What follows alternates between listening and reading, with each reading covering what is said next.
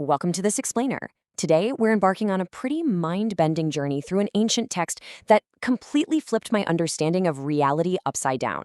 We're doing an introduction to the 12 Gate Treatise. It's a foundational text of Mahayana Buddhism, written back in the 2nd century by the legendary Indian philosopher Nagarjuna, and it absolutely transforms how we perceive, well, everything. To kick things off, let's just dive right into dismantling our illusions of inherent existence. Listen to this core thesis from Nagarjuna. All things have no inherent production. Therefore, all things are ultimately empty and tranquil. This one sentence is basically the compass for our entire explainer. He's telling us that because nothing exists entirely on its own, everything is empty. And realizing that is actually the secret to profound tranquility. So here is our roadmap for today. Number 1, Nagarjuna's 12-Gate Treatise. Number 2, the union of the two truths. Number 3, the logic of the tetralemma. Number 4, deconstructing cause and effect. And finally, number 5, walking the middle way. Let's start with part 1, Nagarjuna's 12-Gate Treatise, Portals to Deconstruction. So what exactly are we looking at here?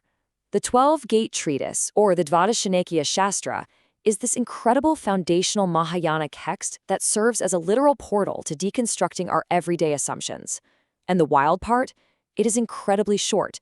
We're talking just 22 to 26 concise verses, depending on how they're divided up, organized into 12 chapters.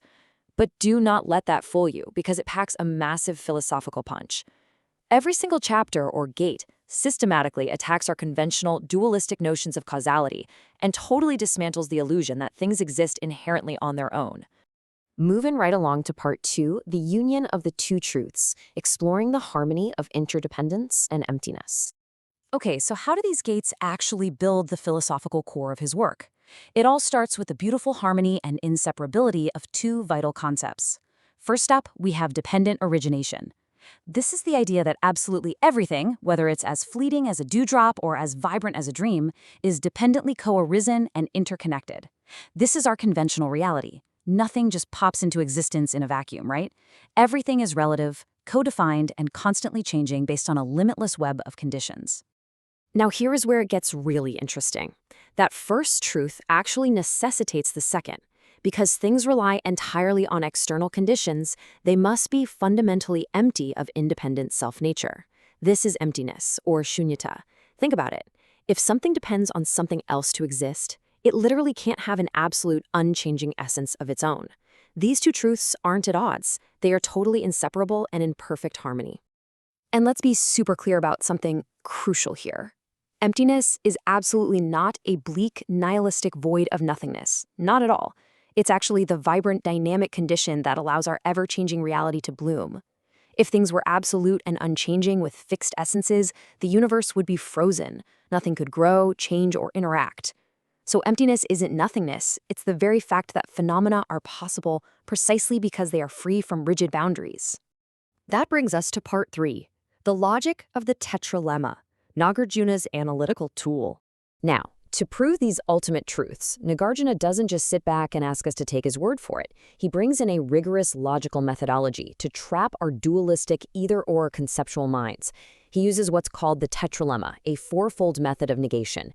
Basically, it proves that the true nature of reality can't be strictly defined by any of these four conceptual extremes: this, non-this, both, or neither. It sounds like a headache-inducing logic puzzle, I know, but he systematically walks our assumptions through these four traps to show that none of them hold up when you're searching for absolute inherent truth. Let's see this in action in part 4, deconstructing cause and effect by opening gates 1 and 2. Applying this logic brilliantly illustrates how he dismantles reality.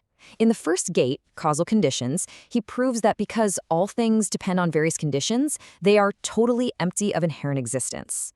Take a seed growing into a plant. It relies on external conditions like rain, wind, and soil, plus internal biological conditions.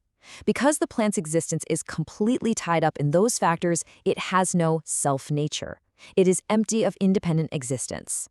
Now, let's apply this to the second gate, cause and effect. Ask yourself, where exactly is the effect? Is the effect already inside the cause before it happens, or is it completely separate? Using the tetralemma, Nagarjuna proves literally none of these four options logically work. If the effect is already real inside the cause, well, it doesn't need to be produced. It's already there. But if it's completely unreal and separate from the cause, how could that specific cause ever produce it? And honestly, saying it's both or neither just leads you straight into further logical absurdity. Just listen to this logic straight from Gate 2. If an effect is already real in a cause, there can be no production. How can there be production? He's revealing that causality, and really the entire karmic cycle of 12 links, is just a conventional, useful model we use to navigate the world.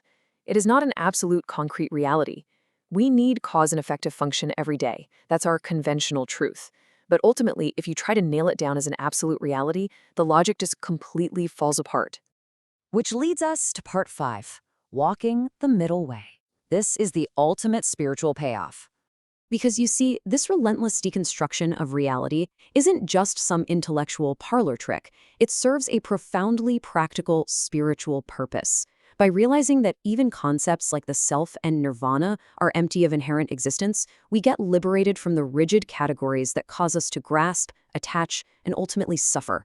Each of these 12 gates is actually a meditative entry point. By logically dismantling our fixation on things being permanent or independent, we uproot the fundamental ignorance driving the karmic cycle of suffering. We finally stop treating temporary illusions as permanent facts. And that realization drops us perfectly onto the middle way. This is where we combine the profound wisdom of knowing things are empty with the deep compassion to engage beautifully and playfully with our conventional, illusory reality. You don't just reject the world because it's empty. Instead, you transcend those extremes. You operate within the conventional world, fully aware of its interdependent nature, but without ever grasping at it as absolute truth. That delicate balance is the true middle way. So, I'm going to leave you with this final provocative thought. Look around your immediate surroundings today and ask yourself, how does looking through this non-dualistic lens actually change your experience of the present moment? How will you engage with your own conventional reality today, knowing it's basically like a mirage, completely empty of inherent existence, yet vibrantly, beautifully interconnected?